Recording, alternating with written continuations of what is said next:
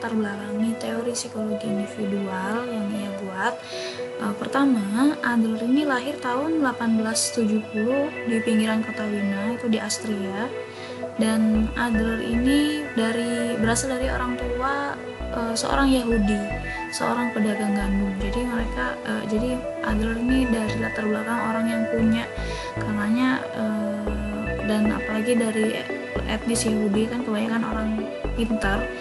Nah, kemudian Yahudi ini adalah anak ketiga dari 7 bersaudara, dan dari persaudaraannya ini ternyata Adler ini sering dibandingkan, dia memiliki masalah persaingan dengan saudara-saudaranya, dan Adler juga termasuk anak yang pendek gitu kalau dibandingkan sama lingkungannya di daerah sana.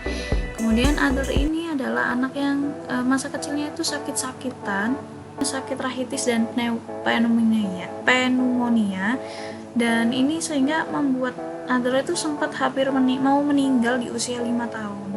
Nah, keadaan sakit-sakitan ini yang menyebabkan Adler termotivasi menjadi dokter. Tapi hebatnya, meski masa kecilnya sakit-sakitan, Adler ini bisa hidup dari tahun 1870 ya lahirnya, dan meninggalnya di tahun 1937. Berarti usianya selama 67 tahun. Ini berarti kan luar biasa ya dalam menjaga kesehatannya. Kemudian bagaimana teman masa kecil Adler? Adler ini berteman sama orang yang teman-temannya ada yang dari etnis Yahudi, ada yang non-Yahudi, dan kebanyakan dari kelas menengah dan menengah ke bawah. Sehingga ini melatar belakangi Adler itu menjadi orang yang peduli aspek sosial. Adler ini kan kuliah di bidang kedokteran dan ketika sudah lulus ini beliau praktek awalnya itu dokter mata, kerjanya spesialis dokter mata, dan gak lama akhirnya langsung pindah ke dokter umum dan mendirikan kantornya di seberang taman bermain dan sirkus, di mana di situ pasien-pasiennya ini yang datang kebanyakan pemain sirkus.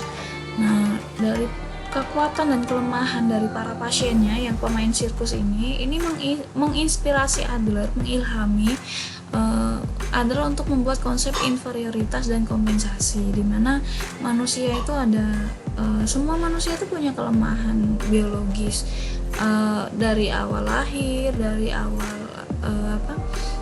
awal lahir juga manusia punya kelemahan, kekurangan sehingga membutuhkan orang lain, dan kita juga melakukan kompensasi itu maksudnya melakukan upaya supaya kelemahan ini tidak menjadi lemah, kita menjadi kekuatan, atau istilahnya menjadi superioritas.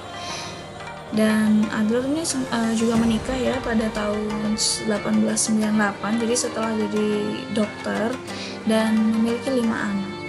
Adler bergabung dengan Freud dengan 3 orang lainnya ada di Ward, dan menjadi nggak lama setelah itu, kurang lebih sekitar 3 tahun, akhirnya Adler diangkat menjadi ketua oleh Freud sebagai di ketua masyarakat psikoanalisis Wina, dan menjadi ketua itu menjabat selama kurang lebih 9 tahun ke depannya, sehingga Adler ini sudah belajar dengan Freud itu selama 12 tahun, tidak instan ya. Dan ketika Adler ini kan juga menulis ya. Nah, menulis ini ada perbedaan pemikiran dengan Freud, dimulai dari pemikiran organ inferiority yang tentang manusia itu ingin mengatasi kekurangan fisiknya. Manusia punya kelemahan organis, yaitu kelemahan fisik itu. Nah, kemudian ini ada perbedaan lagi dengan Freud, yaitu kalau menurut Adler ini manusia itu punya dorongan untuk mencapai kesempurnaan dari inferioritas itu tadi, yang menentukan itu di masa sekarang, perilakunya di masa sekarang. Jadi masa lalu tuh memang berpengaruh, tapi tidak sepenuhnya mempengaruhi perilaku manusia sekarang. Jadi masa lalu itu hanya mempengaruhi gaya hidup atau style of life, sehingga manusia itu bagaimana cara dia berperilaku dalam mencapai masa depannya. Itu yang berpengaruh itu dari masa lalunya hanya cara berperilakunya, bukan karena masa lalu akhirnya manusia sekarang jadi apa begitu ya.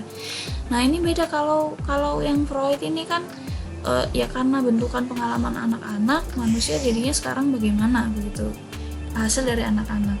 Nah ini kalau di Adler jadi ada tujuan masa depan, kemudian manusia berperilaku. Nah masa lalu, masa anak-anak hanya mempengaruhi gaya hidupnya. Kemudian karena tidak ada titik temu dengan Freud, akhirnya ada perdebatan yang akhirnya menyebabkan Adler keluar bersama 9 orang pendukung lainnya. Tahun 1911 ini Adler mendirikan psikologi individual. Nah kemudian Adler membantu Perang Dunia I sebagai dokter